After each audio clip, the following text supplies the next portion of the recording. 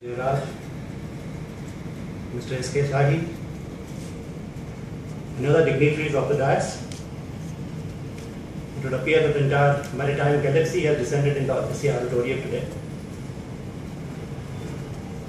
On this momentous occasion of launching of the Indian P&I Club, I congratulate the promoters on this wonderful, wonderful initiative which they have taken.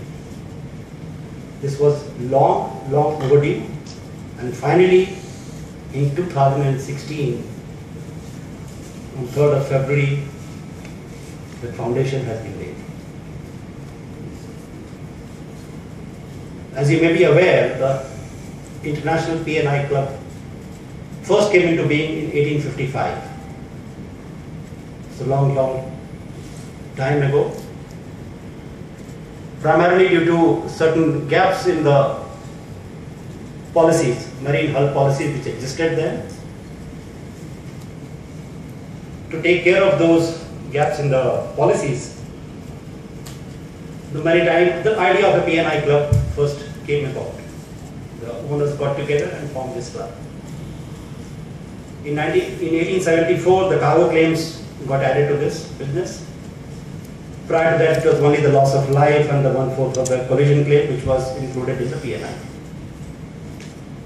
So from 1874 onwards, many clubs got formed. Today we have about 13 international group clubs, the normal full-fledged P&I clubs as we know them. There are 17, besides them, there are 17 fixed premium clubs which offer limited insurance.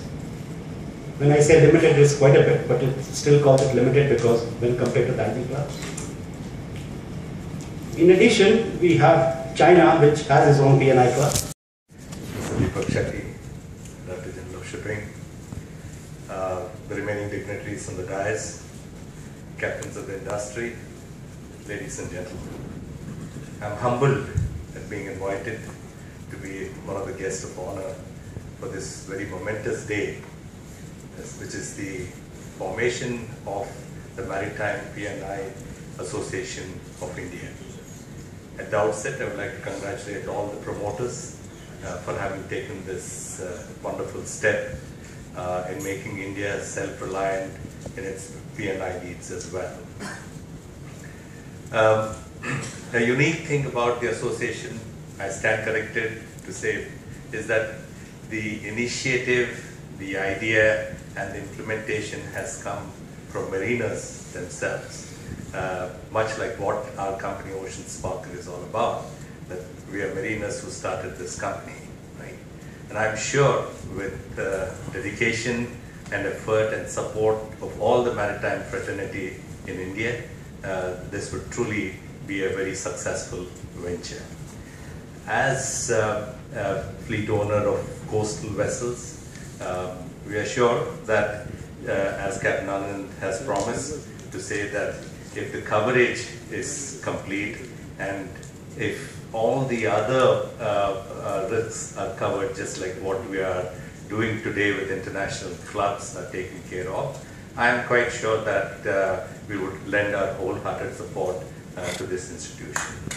With these words, I thank the organizing once again to have invited me for the dais, and I wish the association a great success. Thank you. Mr. S.K. Shahi, Captain S.P. Rao, Captain Jairaj, Mr. D.T. Joseph, Mr. G.S. Bhalla, distinguished invitees, both from India, and I see a sprinkling from overseas as well, which is truly very encouraging. Members of the media, ladies and gentlemen, good afternoon everyone. At the outset, may I extend my very warm thanks to Captain Anand and the other promoters for this very kind invite extended to me to be here amidst all of you this afternoon.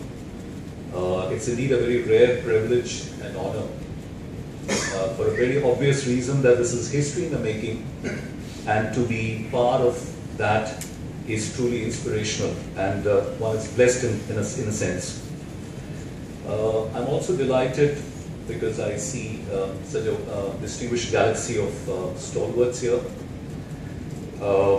This indeed is epochal, very historic, because this is the soft launch of the Maritime Protection and Indemnity Association of India. I remember when Captain Anand came and met me up early last month, I was indeed very enthusiastic about this when he said that as of 7th of January, they had registered this under the Companies Act. And when he showed me the document of the registration, one thing which struck me was that it was not a Section 25 company, because I immediately recalled that in the erstwhile Companies Act of 1956, a non-profit company is typically under Section 25. So I was a bit flummoxed. So I made it a point that I spoke to his legal counsel, and I stood corrected that under the Companies Act 2013, the new version 2, the very same Section 25 is now rechristened and numbered as Section 8. That was indeed very reassuring. Now, Captain Anand, of course, has been the driving force behind this initiative, and much has already been said and probably chronicled. There are enough narratives which have been said of him. All I would like to reiterate is that there is this very uncanny analogy between the IRS and this institution that he has founded that dates back to the year 1974. It was a saga of journey which traversed around 26 years before the IRS was able to penetrate the rarified league of the International Association of Classification Societies. I'm quite sanguine, and I have every reason to believe that it will probably not take as long as that. And given the extensive and wide support, which I'm sure he'll be able to leverage, and so will the other promoters, that this association, from the kernel, which it has now germinated, will probably get into the IG club, and that will indeed be a signal honor.